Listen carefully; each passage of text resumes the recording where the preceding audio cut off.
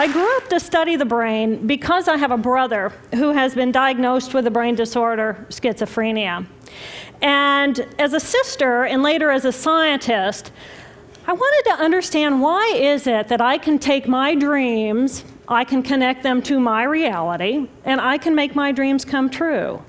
What is it about my brother's brain and his schizophrenia that he cannot connect his dreams to a common and shared reality, so they instead become delusion? So I dedicated my career to research into the severe mental illnesses, and I moved from my home state of Indiana to Boston, where I was working in the lab of Dr. Francine Bennis in the Harvard Department of Psychiatry. And in the lab, we were asking the question, what are the biological differences between the brains of individuals who would be diagnosed as normal control, as compared with the brains of individuals diagnosed with schizophrenia, schizoaffective, or bipolar disorder? So we were essentially mapping the microcircuitry of the brain, which cells are communicating with which cells, with which chemicals, and then in what quantities of those chemicals.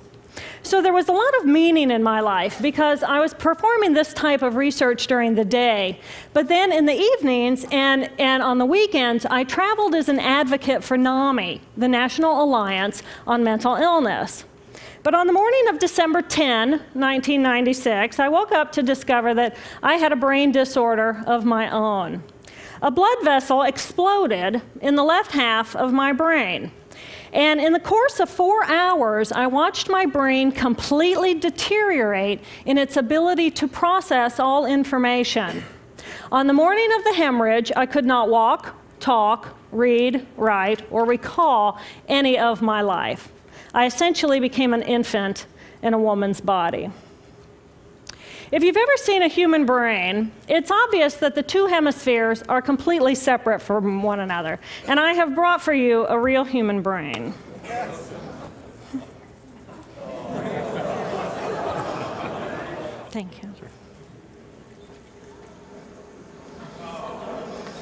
So this is a real human brain. This is the front of the brain, the back of the brain with the spinal cord hanging down. And this is how it would be positioned inside of my head. And when you look at the brain, it's obvious that the two cerebral cortices are completely separate from one another.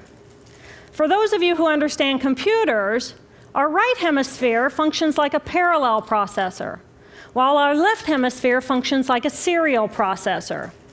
The two hemispheres do communicate with one another through the corpus callosum, which is made up of some 300 million axonal fibers. But other than that, the two hemispheres are completely separate. Because they process information differently, each of our hemispheres think about different things, they care about different things, and dare I say, they have very different personalities. Excuse me. Thank you. It's been a joy. Our right human hemisphere is all about this present moment. It's all about right here, right now. Our right hemisphere, it thinks in pictures, and it learns kinesthetically through the movement of our bodies.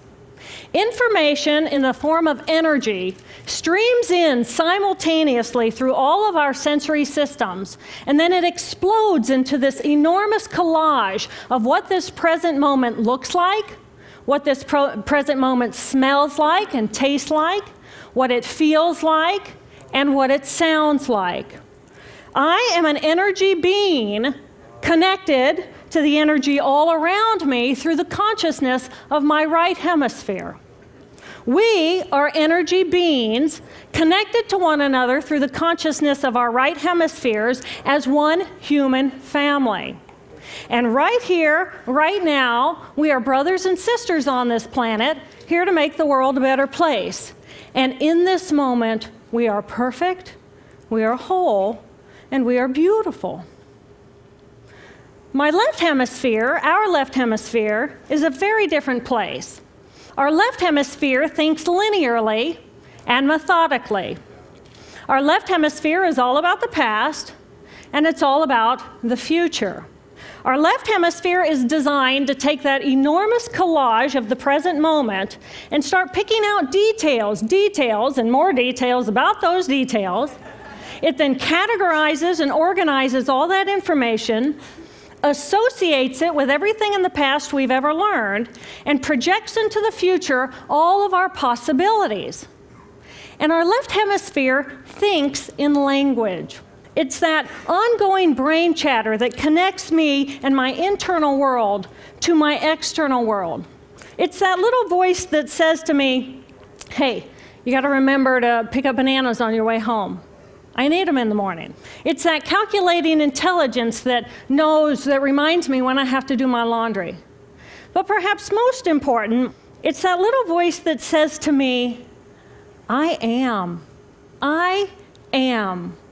And as soon as my left hemisphere says to me, I am, I become separate. I become a single, solid individual, separate from the energy flow around me and separate from you. And this is a portion of my brain that I lost on the morning of my stroke. On the morning of the stroke, I woke up to a pounding pain behind my left eye. And it was the kind of pain, caustic pain, that you get when you bite into ice cream. And it just gripped me, and then it released me. And then it just gripped me, and then it released me. And it was very unusual for me to ever experience any kind of pain, so I thought, okay, I'll just start my normal routine. So I got up and I jumped onto my cardio glider, which is a full body, full exercise machine. And I'm jamming away on this thing, and I'm realizing that my hands look like primitive claws grasping onto the bar. And I thought, that's very peculiar. And I looked down at my body, and I thought, whoa, I am a weird-looking thing.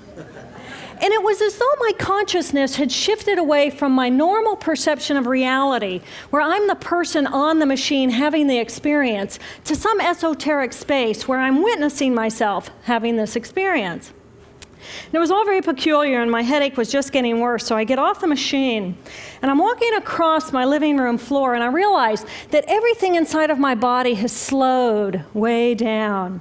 And every step is very rigid and very deliberate. There's no fluidity to my pace, and there's this constriction in my area of perception, so I'm just focused on internal systems. And I'm standing in my bathroom getting ready to step into the shower, and I could actually hear the dialogue inside of my body. I heard a little voice saying, okay, you muscles, you got to contract, and you muscles, you relax. And then I lost my balance, and I'm propped up against the wall. And I looked down at my arm, and I realized that I can no longer define the boundaries of my body. I can't define where I begin and where I end, because the atoms and the molecules of my arm blended with the atoms and molecules of the wall. And all I could detect was this energy. And I'm asking myself, what is wrong with me? What is going on? And in that moment, my brain chatter, my left hemisphere brain chatter, went totally silent. Just like someone took a remote control and pushed the mute button. Total silence. And at first I was shocked to find myself inside of a silent mind. But then I was immediately captivated by the magnificence of the energy around me. And because I could no longer identify the boundaries of my body, I felt enormous and expansive. I felt at one with all the energy that was, and it was beautiful there. And then all of a sudden, my left hemisphere comes back online, and it says to me, hey, we got a problem, we got to get some help. And I'm going, oh, I got a problem. So it's like, okay, I got a problem. But then I immediately drifted right back out into the consciousness, and I affectionately refer to this space as La La Land. But it was beautiful there. Imagine what it would be like to be totally disconnected from your brain chatter that connects you to the external world. So here I am in this space, and my job and any stress related to my job, it was gone. And I felt lighter in my body. And imagine all of the relationships in the external world and any stressors related to any of those, they were gone. And I felt this sense of peacefulness. And imagine what it would feel like to lose 37 years of emotional baggage. Oh, I felt euphoria. Euphoria. It was beautiful there. And then again, my left hemisphere comes online and it says, hey, you've got to pay attention. We've got to get help. And I'm thinking, I got to get help. I got to focus. So I get out of the shower and I'm mechanically dressed and I'm walking around my apartment and I'm thinking, I got to get to work. I got to get to work. Can I drive? Can I drive? And in that moment, my right arm went totally paralyzed by my side. Then I realized, oh my gosh, I'm having a stroke. I'm having a stroke. And then the next thing my brain says to me is, wow, this is so cool. This is so cool. How many brain scientists have the opportunity to study their own brain from the inside out? And then it crosses my mind, but I'm a very busy woman. I don't have time for a stroke. It's like, okay, I can't stop the stroke from happening, so I'll do this for a week or two, and then I'll get back to my routine. Okay, so I got to call help. I got to call work. I couldn't remember the number at work. So I remembered in my office I had a business card with my number on it. So I go into my business room, and I pull out a 3-inch stack of business cards. And I'm looking at the card on top. And even though I could see clearly in my mind's eye what my business card looked like, I couldn't tell if this was my card or not, because all I could see were pixels. And the pixels of the words blended with the pixels of the background and the pixels of the symbols, and I just couldn't tell. And then I would wait for what I call a wave of clarity. And in that moment, I would be able to reattach to normal reality. And I could tell, that's not the card, that's not the card, that's not the card. It took me 45 minutes to get 1 inch down inside of that stack of cards. In the meantime, for 45 minutes, the hemorrhage is getting bigger in my left hemisphere. I do not understand numbers. I do not understand a telephone, but it's the only plan I have. So I take the foam pad and I put it right here. I take the business card, I put it right here, and I'm matching the shape of the squiggles on the card to the shape of the squiggles on the foam pad. But then I would drift back out into la la land and not remember if when I come back if I'd already dialed those numbers. So I had to wield my paralyzed arm like a stump and cover the numbers as I went along and push them so that as I would come back to normal reality, I'd be able to tell, yes, I've already dialed that number.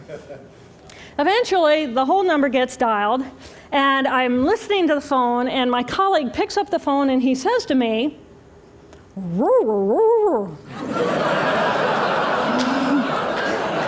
I think to myself, oh my gosh, he sounds like a golden retriever. And so I say to him, clear in my mind, I say to him, this is Jill, I need help. And what comes out of my voice is, and I think, oh my gosh, I sound like a golden retriever. So I didn't know that I couldn't speak or understand language until I tried. So he recognizes that I need help, and he gets me help.